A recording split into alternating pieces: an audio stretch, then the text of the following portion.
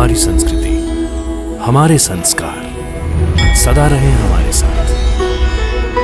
भारत की पुरातन गाथाएं और महान संतों की वाणी। सब्सक्राइब करें तिलक कथाएं। क्या मैं सचमुच अंधा हो गया हूँ?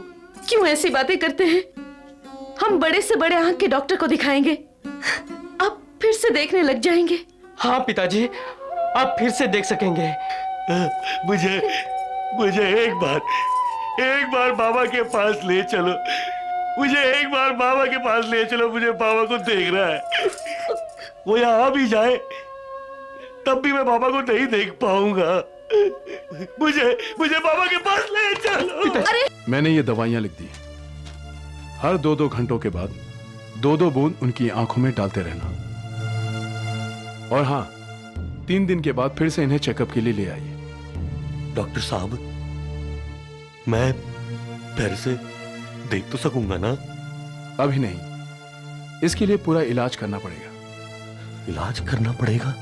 पूरे इलाज के लिए कितने पैसे लगेंगे डॉक्टर साहब? 200 रुपए लगेंगे। मैं इंतजाम करूंगी डॉक्टर साहब। क्यों बच्चे को डांट रही हो? इसकी क्या गलती है मनीषा? बच्चा भी हूँ और सच्चा भी हूँ। जब माँ के पास स्कूल के खेलों के लिए मुझे देने के लिए 2 रुपए नहीं है, तो आपके इलाज के लिए 200 रुपए कहाँ से आएंगे पिताजी?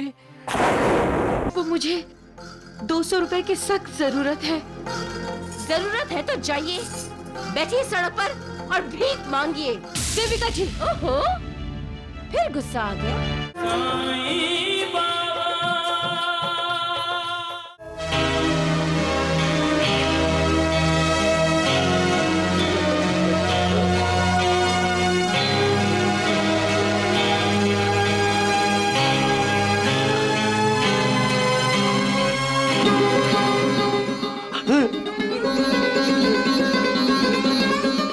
कोई फायदा नहीं है। ये साबुत धनिया की पोटली ठंडे पानी में डुबो के आग पे लगाने से भी कोई फायदा नहीं हो रहा है मनीषा।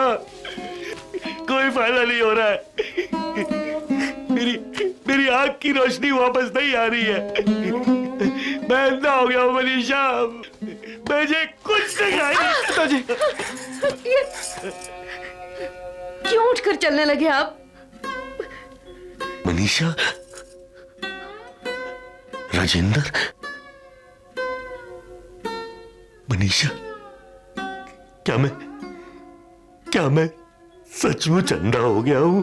क्यों ऐसी बातें करते हैं? हम बड़े से बड़े आंख के डॉक्टर को दिखाएंगे, अब फिर से देखने लग जाएंगे। हाँ पिताजी, आप फिर से देख सकेंगे। मुझे एक बार बाबा के पास ले चलो। मुझे एक बार बाबा के पास ले चलो। मुझे बाबा को देखना है। वो यहाँ भी जाए तब भी मैं बाबा को नहीं देख पाऊंगा। मुझे बाबा के पास ले चलो। अरे तुम मुझे देख सकते हो रामलाल।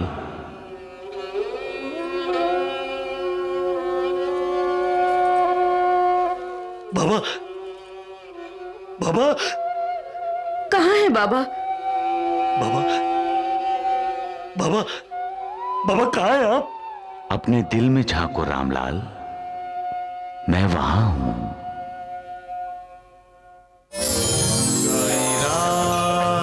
साईं श्याम दुख भंजन तेरु नाम। साईं राम साईं श्याम दुख भंजन तेरु नाम। मुझे कहीं ढूंढने की जरूरत नहीं है। मैं हमेशा तुम्हारे साथ हूं। बाबा,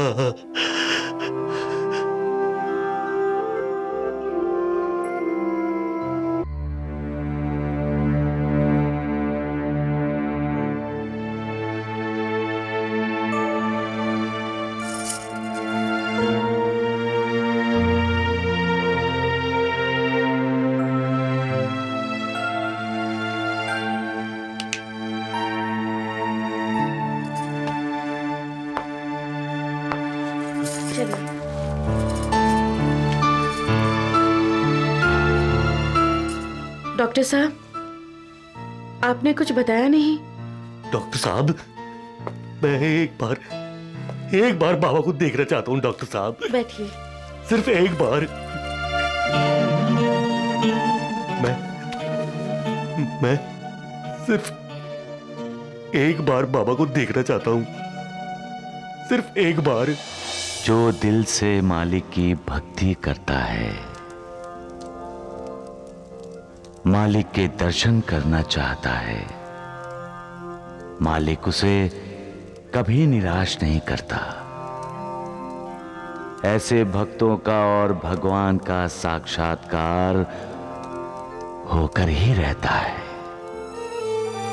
डॉक्टर साहब, आप कुछ बोलते क्यों नहीं? देखिए, रामलाल जी की आंखों को अंदर से चोट पहुंची है। मैंने ये दवाइयां लिख दी। हर 2-2 घंटों के बाद 2-2 बूंद उनकी आंखों में डालते रहना। और हां, 3 दिन के बाद फिर से इन्हें चेकअप के लिए ले आइए। डॉक्टर साहब, मैं फिर से देख तो सकूंगा ना? अभी नहीं, इसके लिए पूरा इलाज करना पड़ेगा। इलाज करना पड़ेगा? पूरे इलाज के लिए कितने पैसे लगेंगे डॉक्टर साहब? 200 रुपए लगेंगे। मैं इंतजाम करूंगी डॉक्टर साहब, कैसे भी इंतजाम करूंगी। पति पत्नी एक दूसरे के सच्चे और अच्छे मित्र हैं, क्योंकि दोनों के सुख दुख एक होते हैं। दोनों एक दूसरे के लिए जीते हैं। ऐसी मित्रता और भला कहां मिल सकती है? जब दोनों में से किसी एक को ठोकर पहुंचती है तो दूसरे को दर्द होता है, और जब एक को खुशी होती है तो दूसरे को आनंद होता है। कहां है ऐसी मित्रता, ऐसा पवित्र रिश्ता मालिक को भी खुशी देता है। सबका मालिक एक। क्या सोच रहे हैं आप?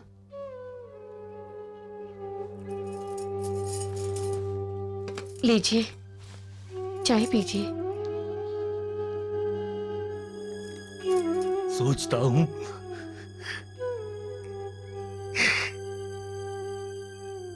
कि सोचकर भी क्या होगा। कुछ नहीं, मेरे सामने तो अंधेरा ही अंधेरा है उम्र भर के लिए।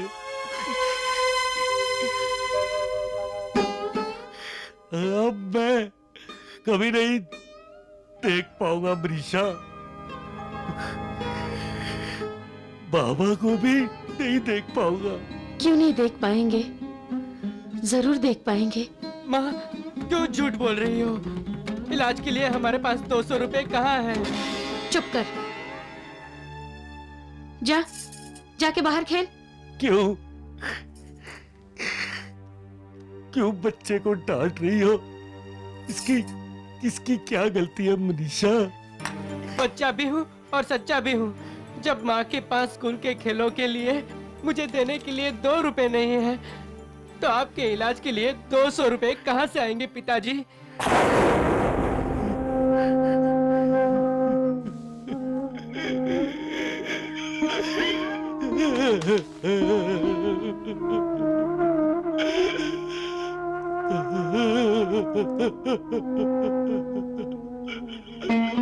मुझे माफ कर दो माँ, मुझसे गलती हो गई।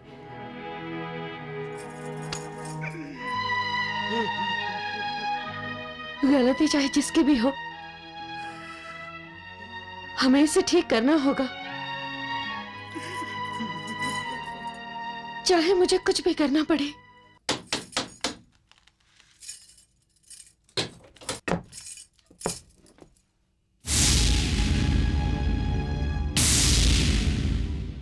ओहो, मनीषा जी, आप?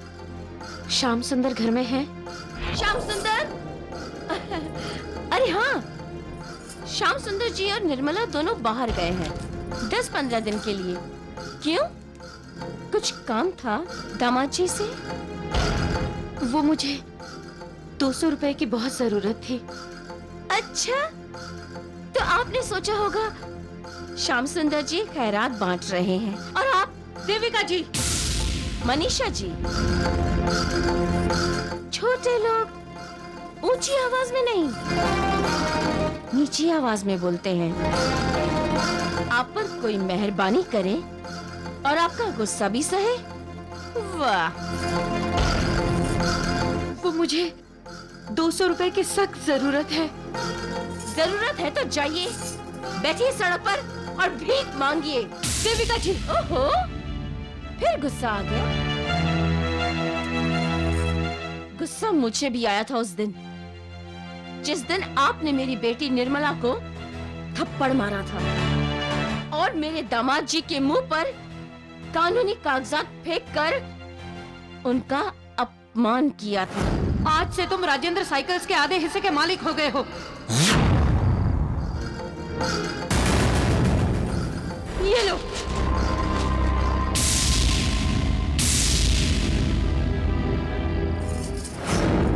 तब तो आपने उन दोनों के साथ रिश्ता ही तोड़ लिया था, और अब मेरे पति की आंखों के इलाज के लिए मुझे 200 रुपए चाहिए। मैं आपके आगे हाथ जोड़ती हूँ। आपके पैर पकड़ती हूँ, मुझे 200 रुपए दे दीजिए। जिंदगी भर दासी बनकर आपकी सेवा करूंगी।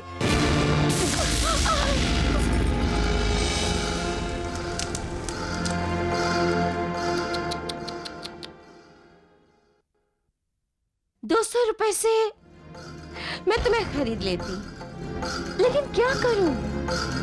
श्याम सुंदर जी बोलकर गए हैं कि रामलाल जी और मनीषा के साथ कभी संबंध ही नहीं रखना, और अगर वो आए तो उन दोनों को लात मारकर यहाँ से भगा देना।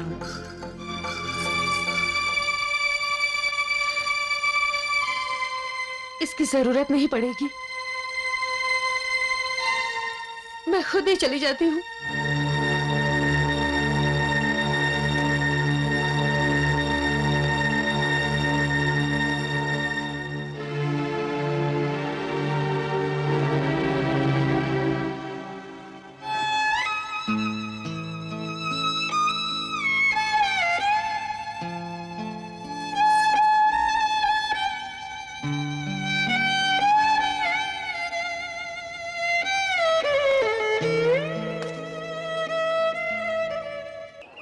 खिलौना ले लो, खिलौना।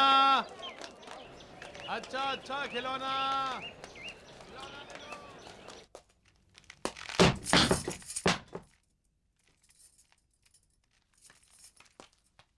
क्या कहा डॉक्टर ने? कुछ नहीं, बस अच्छे से खाया पिया करो, आराम करो, और कुछ नहीं। अरे, तीसरा महीना तो अभी लगा है तुम्हें। वो सब छोड़िए सासू माँ, और ये बताइए, क्या प्रजा जी यहाँ पे आई थी? मनीषा जी यहाँ? नहीं तो। अरे, अगर मनीषा भाभी यहाँ आती तो क्या माँ उन्हें रोक के नहीं रखती? हाँ, तुम्हारे वापस आने तक तो मैं उन्हें रोक कर ही रखती ना। तो फिर वो कौन थी जो हूबहू प्रजा जी जैसी थी और अभी अभी हमारे घर से बाहर निकल कर गई हैं? हाँ?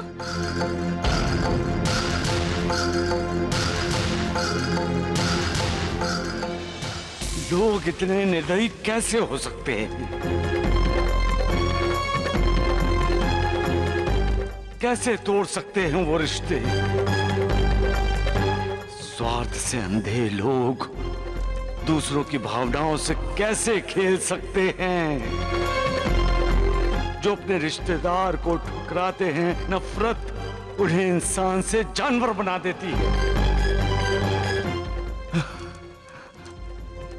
कब सीखेंगे वो नीच लोग के दो मीठे शब्द दुखियारों के दुख कम कर देते हैं? पशुता छोड़कर कब वो दूसरों के जख्मों पर मरहम लगाना सीखेंगे? कब जानेंगे माँ और बेटे के बीच में दीवार नहीं खड़ी करनी चाहिए।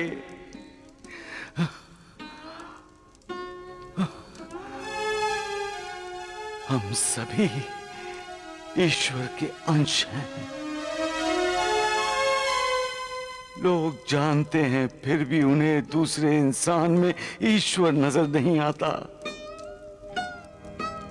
ऐसे लोग इंसानियत के दुश्मन हैं, जो दूसरों को दुखी देखकर खुश हों, जो दूसरों को रोते देखकर मुस्कुराएं, दूसरों के जख्मों पर जो नमक छिड़के। ऐसे लोगों को क्या कहा जाए?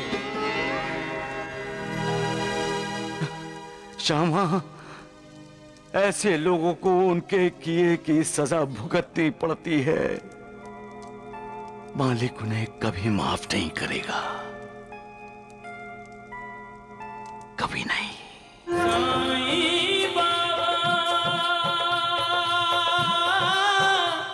जब मैंने आपसे पूछा था कि प्रजा जी यहाँ पर आई थी, तो क्या कहा था आपने?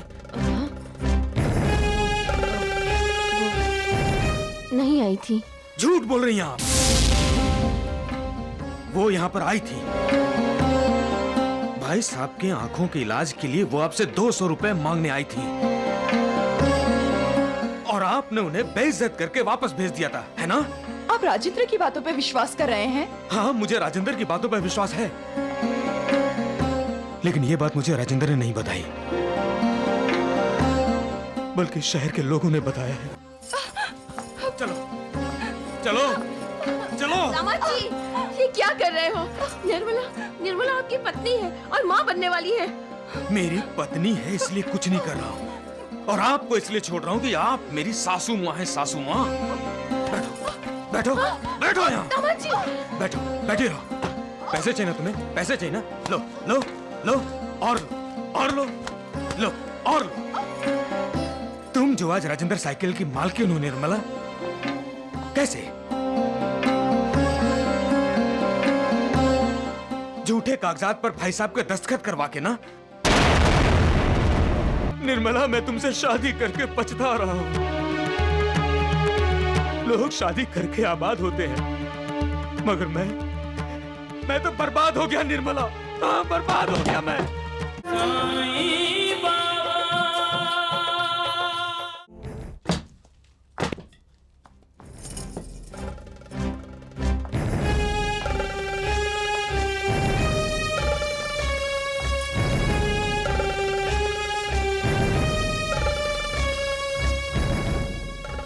जब मैंने आपसे पूछा था कि प्रजा जी यहाँ पर आई थी, तो क्या कहा था आपने?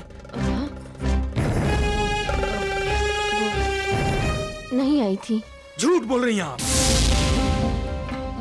वो यहाँ पर आई थी।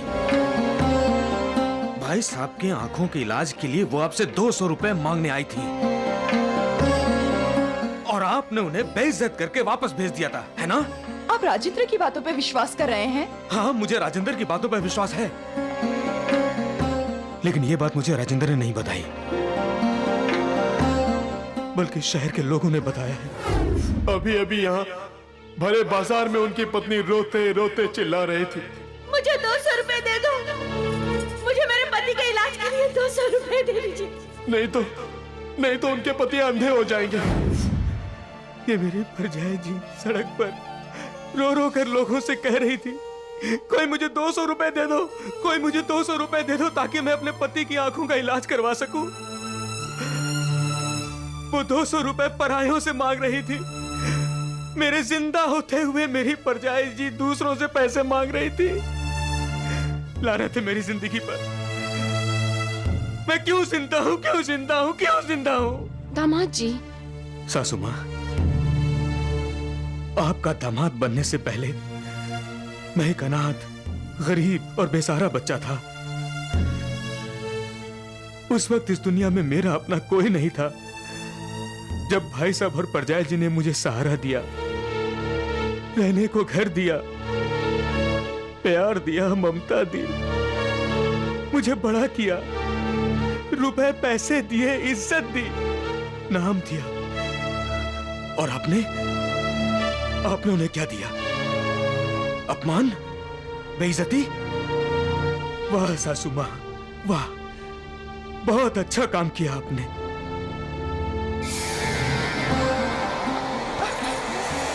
तुमने ये सब कुछ पैसों के खातिर किया ना? हाँ, रुपए पैसों के खातिर किया ना तुमने? चलो दामाद जी, आप चुप रहिए, चलो। दामाद जी, कहाँ लेके जा रहे हैं निर्मला को?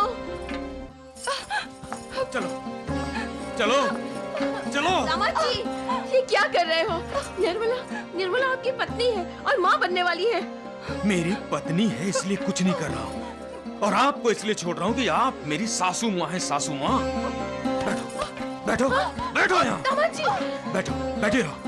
पैसे चाहिए ना तुम्हें? पैसे चाहिए ना? लो लो लो, और लो लो, और लो।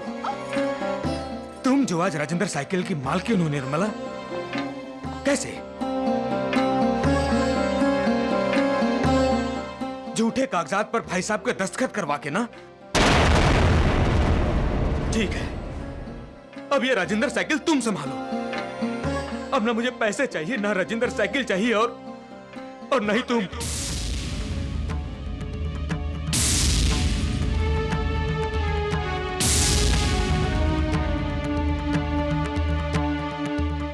निर्मला, मैं तुमसे शादी करके पछता रहा हूं।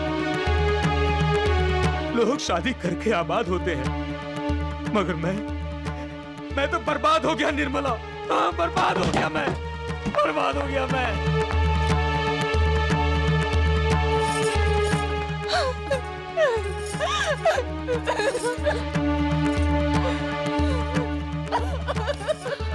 शांत हो जा, शांत हो जा, शांत हो जा। हम जैसा करते हैं वैसा ही भरते हैं। इसीलिए तो कहते हैं जैसी करनी वैसी भरनी। जो बीज बोएंगे उसी की फसल होगी, और वही काटेंगे, वही खाएंगे। प्यार करो, प्यार मिलेगा। आदर करोगे, आदर मिलेगा। और अपमान करोगे तो मान कैसे मिलेगा? कभी नहीं मिलेगा। अपमान करोगे तो अपमान ही मिलेगा। धोखा करोगे किसी के साथ तो तुम्हें भी धोखा ही मिलेगा। वो मालिक सब बराबर करता है।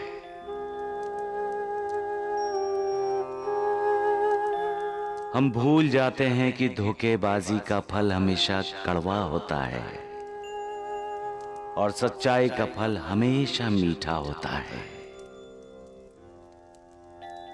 पेड़ को आदर्श मानकर चलोगे तो कभी किसी का बुरा नहीं करोगे। पेड़ पर पत्थर मारते हैं ना? और पेड़ बदले में क्या मारता है? नहीं, वो तो उल्टा फल देता है, और तुम्हें साथ साथ छाया भी। बन सको तो पेड़ बनो। सबका मालिक एक। मनीषा, मनीषा, जरा पानी देना। लाती हूँ।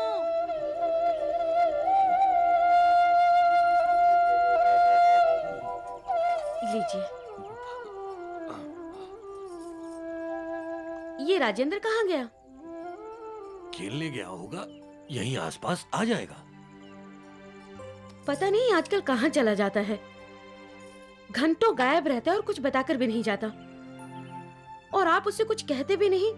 क्या बोलूं, कैसे बोलूं? मेरी आंखें नहीं है ना, देखूं तो कहूं भी ना। राजेंद्र, कहाँ थे अब तक? चाचू के घर गया था। इतनी दूर? क्यों गया था? मेरे लिए पैसे मांगने गया था राजेंद्र बेटा। नहीं, उन्होंने मेरी माँ का अपमान किया था। मैं भी उनका अपमान करने गया था। बदतमीज! यही सिखाया मैंने तुझे? तो उन्हें चाचा बुलाते और उनका अपमान करता है। यही संस्कार दिए मैंने तुम्हें, यही सिखाया है। बड़ों का आदर किया जाता है, उनका अनादर नहीं किया जाता। सम्मान किया जाता है, उनका अपमान नहीं किया जाता। किसने हमारा अपमान किया और किसने सम्मान, इसका फैसला तू करेगा। इतना बड़ा हो गया है तू। मुझे तुझसे ये उम्मीद नहीं थी राजेंद्र। आज तूने मेरा सर शर्म से झुका दिया है। आज तूने अपने चाचा का अपमान किया है, कल अपने पिताजी का करेगा, फिर मेरा अपमान करेगा। माँ, मुझे माफ कर दो माँ, मुझसे गलती हो गई। दोबारा ऐसी गलती नहीं करूंगा, नहीं करूंगा माँ।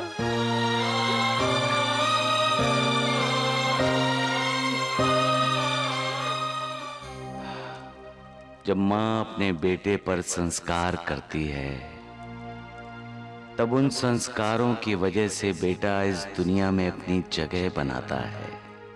जिस पर अच्छे संस्कार होते हैं वो गरीब होकर भी अमीर है, और जिस पर अच्छे संस्कार नहीं हुए वो अमीर होकर भी गरीब है। यही संस्कार का महात्म्य है। जो अपने संस्कार भूल जाता है उसका अधोपतन निश्चित है। और बुरे से बुरे हालात में भी जो इंसान अपने संस्कार नहीं भूलता उसकी उन्नति निश्चित है।